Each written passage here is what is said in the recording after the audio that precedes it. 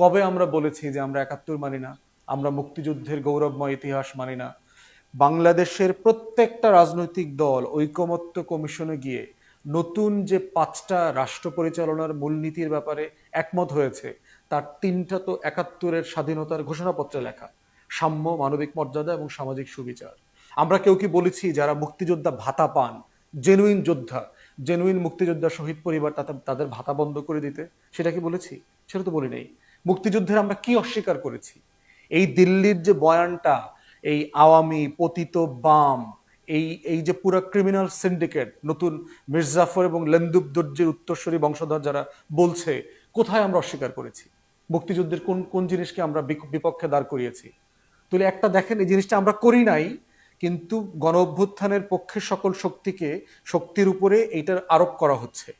আরোপ করায়া এখন এইটার প্রতিবাদ করবার জন্য তারা আবার মঞ্চ ৭১ বানাইছে।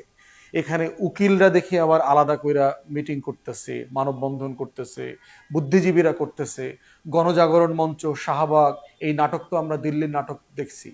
আওয়ামী আমলারা থেকে সচিবালয় থেকে বের হয়ে জনতার মঞ্চ তৈরি করছে আওয়ামী লীগকে ক্ষমতায় আনার জন্য, সেই নাটকও তো আমরা দেখেছি।